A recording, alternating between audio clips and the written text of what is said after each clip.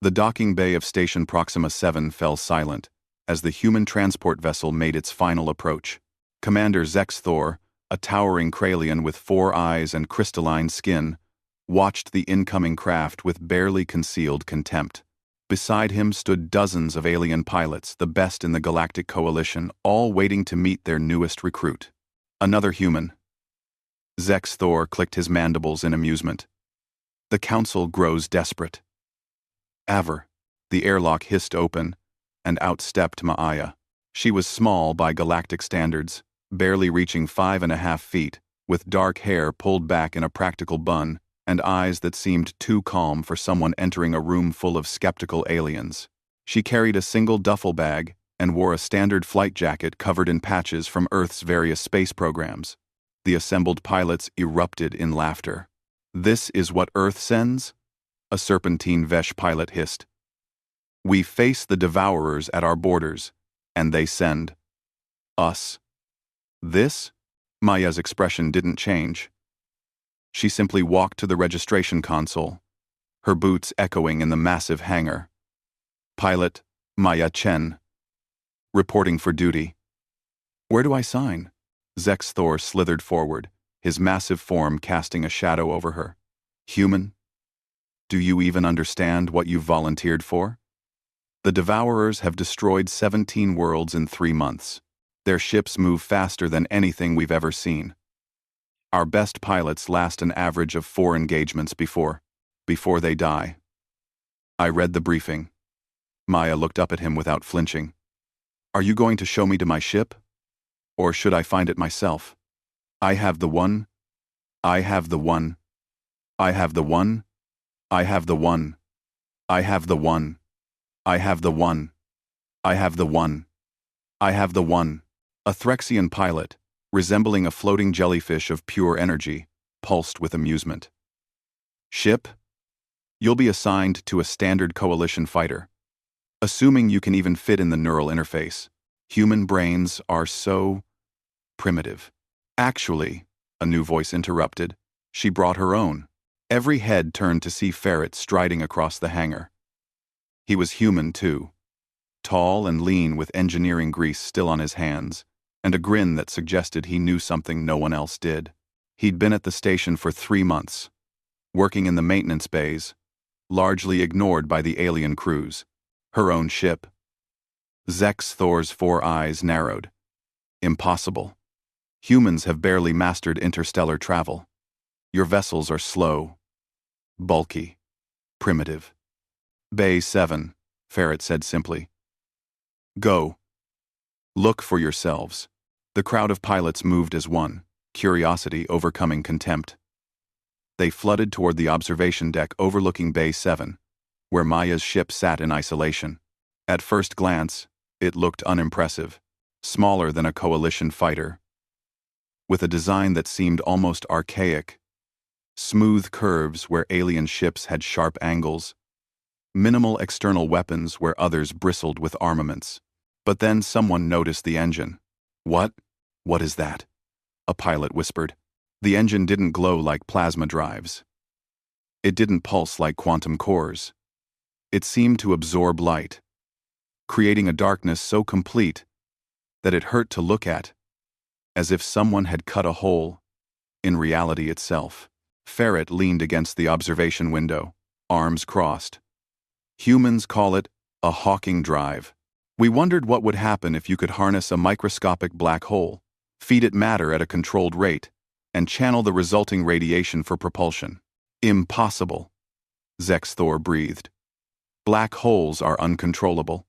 The gravitational forces alone would tear any ship apart. The radiation would kill anyone without proper shielding," Maya finished.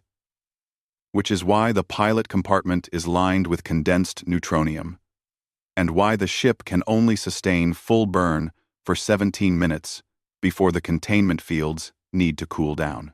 She pulled out a datapad and tossed it to the Threxian pilot. 17 minutes. Do you know what that means in terms of acceleration? The jellyfish-like creature's colors shifted from amusement to shock as it processed the data. "This can't be right. These numbers suggest acceleration of 500 g." Nothing organic can survive that. The forces would liquefy. Human bodies? Absolutely. Maya's smile was cold. Good thing we invented inertial dampening fields. Not as elegant as your neural interfaces, but when you're pulling 1,000 gravities, elegance isn't the priority. Survival is. But the Devourers, another pilot spoke up. Their ships are faster than anything we have. You'd need to match their speed and exceed it, Maya interrupted. Their vessels cap out at around 0.4 in normal space. My ship, at full burn with a 17-minute window? She paused. 0.7 C. The silence was deafening. Ferret pushed off from the window. Humans have a saying. When you can't be smart, be crazy. The galaxy's been doing space travel for 1,000,000 years, perfecting safe, efficient drives. You've optimized everything. He gestured toward Maya's ship. We've only been out here for 50 years. We don't know what's impossible yet. So, we tried everything. Most killed us. Some didn't. Zex Thor's crystalline skin had gone pale. The radiation output alone. How do you target anything? How do you see? I don't need to see much, Maya said. 17 minutes at 500 G. Point me in the right direction. I'll accelerate to 0.7 C. And then I'll coast. When I see Devourers, I light the drive again. At those speeds, even a near miss from something that dense. She smiled. Well, let's just say kinetic energy scales with velocity squared. You'd be a missile, the Threxian whispered. A relativistic projectile with enough mass to crack a planet if I hit it wrong. Maya finished. Which is why I won't miss. Ferret pulled up a holographic display. Earth sent 12 pilots, 12 ships, 12 controlled singularities in customized vessels. The Council wanted humanity's best? He looked around at the assembled aliens. You're getting our craziest. This is insane, Zex Thor said. But his voice held respect now, not contempt. The engineering alone, the risks. One malfunction, and we die, Maya said flatly. We know. But here's the thing about humans, Commander. We looked at the Devourers destroying world after world, and we couldn't build ships faster than them. So we asked a different question. What if we built ships that made speed irrelevant?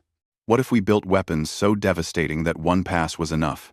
She walked to the observation window, looking down at her ship at the darkness where its engine sat. Your people have spent millions of years making space travel safe. We've spent 50 years making it lethal. The alarm suddenly blared through the station. Red lights flashed. A mechanical voice announced, Devourer fleet detected. Intercept window. 30 minutes. Pilots scrambled for their ships. Maya turned calmly toward Base 7. Wait, Zex Thor called after her. Maya paused at the door, that cold smile returning. Call signs Hawking, because once I reach event horizon velocity, there's no escape. As she disappeared into the corridor, Ferret called after her. 17 minutes, Maya. Not 18, her laugh echoed back. Wouldn't dream of it. Zex Thor watched the human woman go, then looked at Ferret. Accelerate directly into an enemy fleet at relativistic speeds powered by a controlled black hole? Ferret grinned. Oh yeah. And Commander?